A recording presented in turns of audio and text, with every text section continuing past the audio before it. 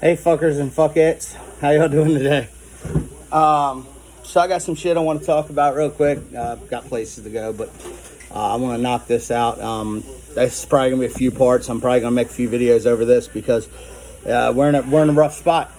I don't know if everybody's really on board right now with what's going on in these United States, but this cash shortage is not a good thing.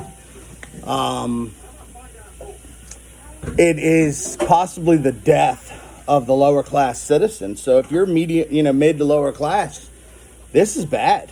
The rich people probably not so much, but you think about it. If we don't have a way to have cash, change, things like that.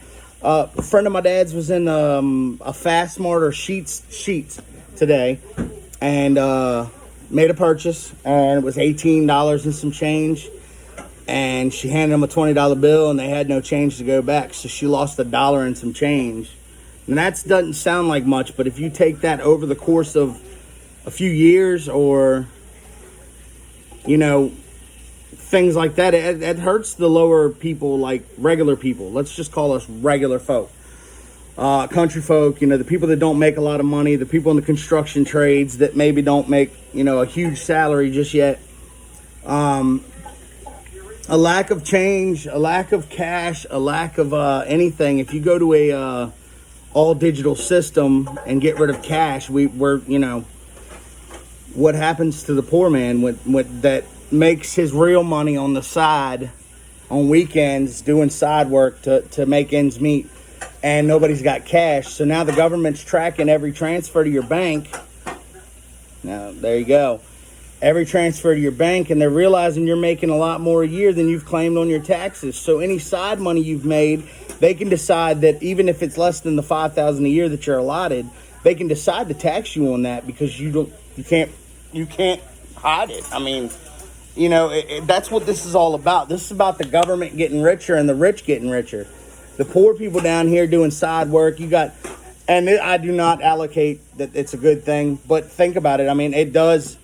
One of the things that could do is it could eliminate the drug dealers, because most people, you have to pay cash if you go see a drug dealer, but now you lose your cash and then you can't see drug dealer, which is good in most parts, as long as they legalize pot, because I don't think pot's a drug. That's just my opinion.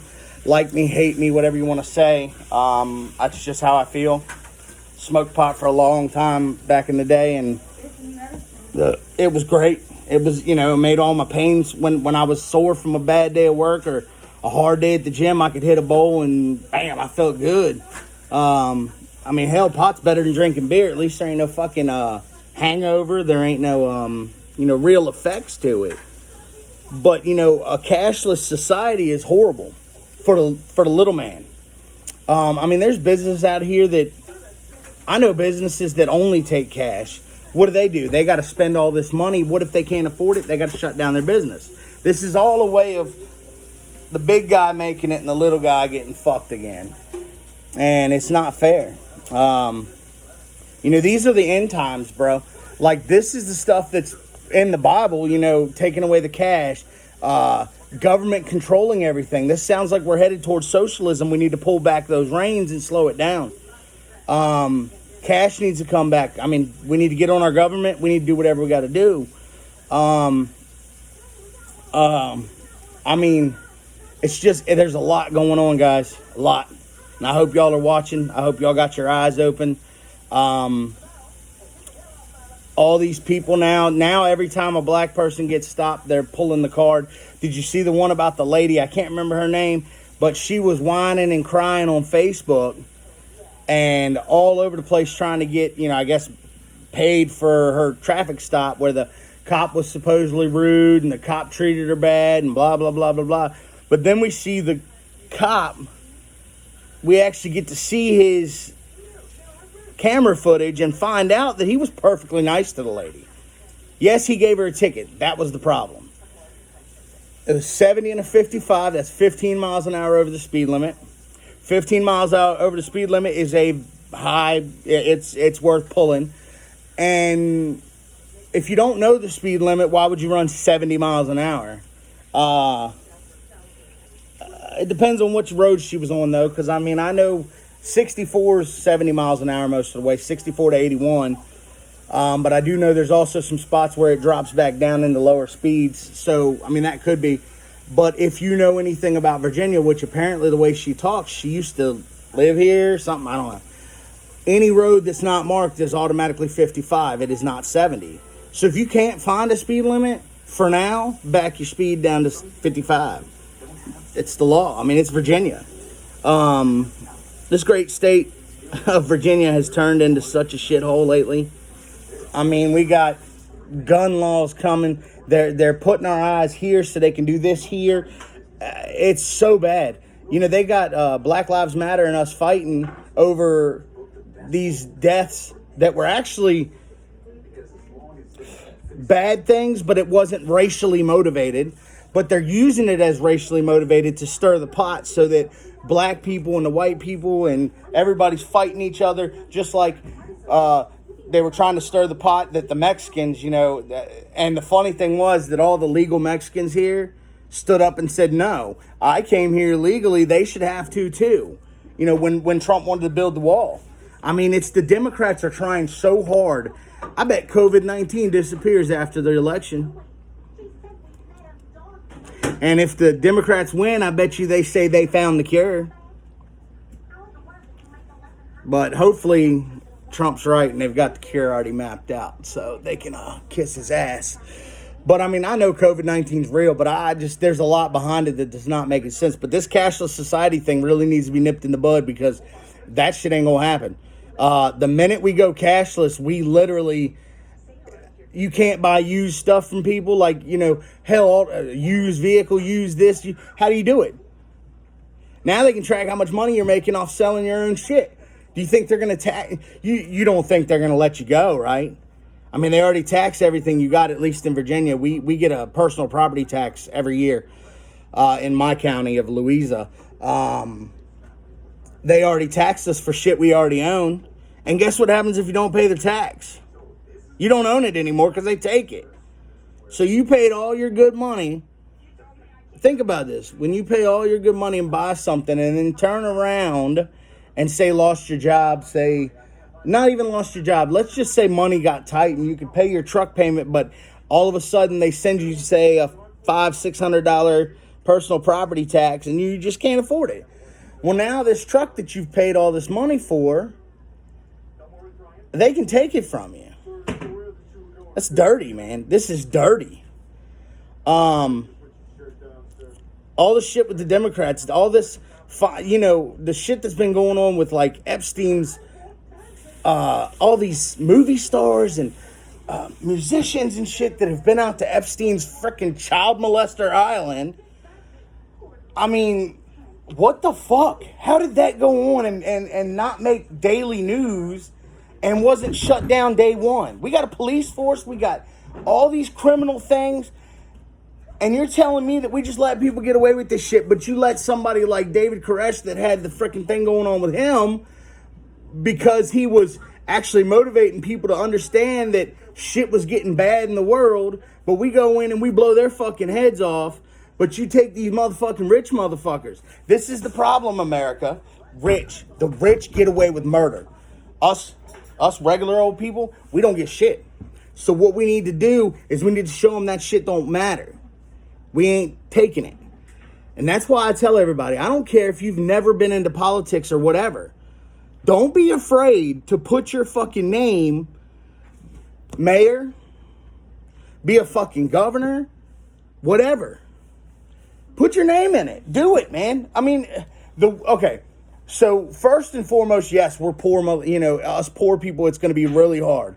But there is that factor of where you can get donations, you know, and if you find enough like-minded individuals and like-minded things, I mean, I've got a Cashapp, I've got a GoFundMe trying to help the world, and truthfully, ain't a penny fucking come into it, but if it ever does, I can actually start motivating myself because I wanted to take on the Virginia governor, Northam, and get rid of him, which he's got to go anyway because he's pulled his term and now, you know, he can't do consecutive terms, but I wanted to make sure somebody went in there that understood the poor people and not just the rich people.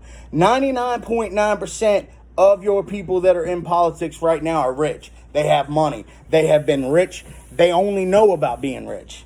They know about big businesses. They don't know about the little man that's sitting down here starving to death because he can't make money because everybody passes him up to go to Walmart.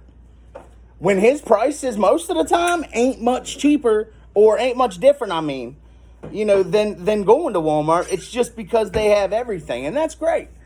But what is it about Walmart and all these places that could stay open during the coronavirus and all these little companies couldn't? What made them so different? 99.9% of all these places have the same HVAC equipment. I was an HVAC tech for 18 years. 18 years. And I know all about HVAC. Give me some water. What else was it? I got more to talk about. We're going to talk about this later. We've got a lot of other things to cover. This Black Lives Matter stuff, this NFAC stuff. My mind right now is in such a bad place because I feel like the rich are funding the enemies while us that don't have a lot of money have to fund ourselves. And that's going to be another topic we're going to discuss I need to get my GoFundMe and everything going. We need to get people donating. We need to get the shit shared. We need to get it out there because what I'm planning is really big. It actually involves the Constitution, where a well-trained militia is pertinent to each state, I believe is part of the Second Amendment, and means that our state should allocate us funds. Each state should allocate us funds to be a militia, to set up a militia, real, where we've got 20 militia groups, but we can bring them all into one and be real, not games. You know what I'm saying? Like we're on call for whatever needs to be done. Meaning that instead of bringing in the National Guard, we would be the ones to sweep the town and back up the police, not the National Guard. Because federal government should never be putting soldiers against the people on our time. We'll get better equipment and things like that to where we can actually be very professional. But like I said, let's not get into that too deep. That's going to come later. But I can leave the links in the description for the GoFundMe and my Cash App. Anybody interested, please feel free to donate, share it with your friends, whatever. I just, I don't know exactly, I don't have everything mapped out, but me and this guy, John Adams, are working on a lot of little details and ideas that we're going to try to push forward. And hopefully before Trump ever leaves office, because he does follow the Constitution pretty well on a lot of things. So we're going to work on it. Love you guys. Y'all have a good day, and we'll catch up with you next time.